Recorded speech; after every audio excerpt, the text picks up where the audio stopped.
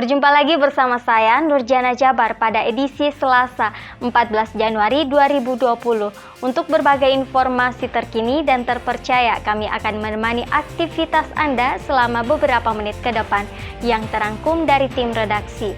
Di antaranya, siklon tropis Claudia yang dapat menyebabkan cuaca ekstrim telah bergerak masuk ke wilayah Waingiapu, Kabupaten Sumbawa Timur, Nusa Tenggara Timur NTT pada Senin 13 Januari.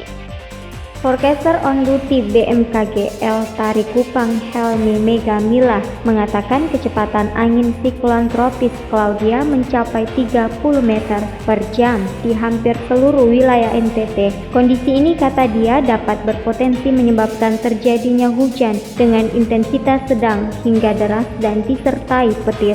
Helmi mencatat kondisi ini akan terjadi hingga tanggal 15 Januari 2020 mendatang.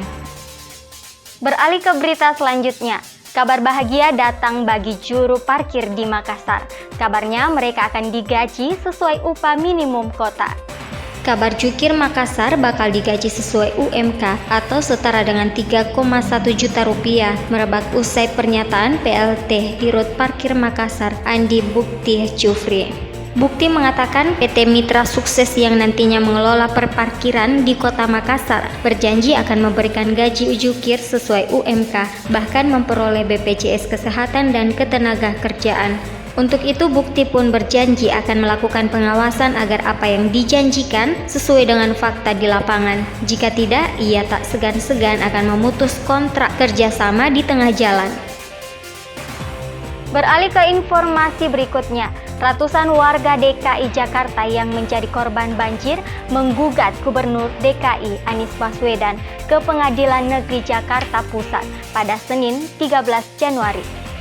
Sebanyak 243 warga DKI menggugat Anies Baswedan. Gugatan tersebut dilayangkan sebab warga merasa dirugikan dalam peristiwa banjir yang terjadi pada malam pergantian tahun 2020. Kuasa hukum penggugat Alfoka Palma mengatakan gugatan itu berisi tentang perbuatan melawan hukum yang dilakukan penguasa terkait tidak adanya peringatan sejak dini akan munculnya banjir. Warga pun menuntut ganti rugi sebesar 42 miliar rupiah.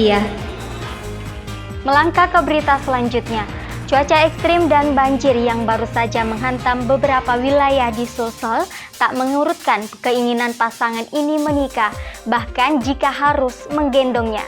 Seorang pria di Madining, Mario Riawa Sopeng, nekat menggendong kekasihnya melewati genangan air akibat dampak banjir beberapa waktu lalu. Itu diketahui dari videonya yang viral di media sosial. Akibat aksinya itu, ia memperoleh pujian dari banyak netizen. Salah satunya akun @andinelvi. Demi cintaku padamu, sungai pun akan kuseberangi, kata dia.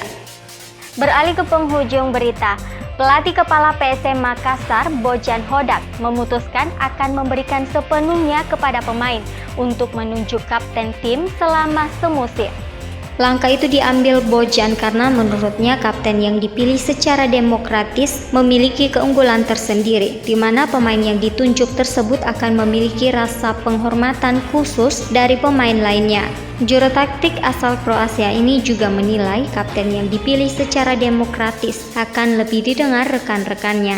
Karena keputusan ini, formasi kapten PSM bakal berbeda pada musim ini. Musim lalu sebanyak 5 pemain, namun musim ini dikurangi menjadi 3 pemain. Dan itulah rangkuman informasi viral Top 55 yang kami sajikan setiap hari pukul 5 pagi dan pukul 5 sore. Nonton dan subscribe, like, dan komen Berita 55 untuk tetap update informasi lainnya. Juga jangan lupa vote calon wali kota favoritmu di polling berita55.com. Semoga kesehatan pemirsa diberikan kesehatan dalam beraktivitas. Saya Nurjana Jabar mengucapkan sampai jumpa dan salam Indonesia.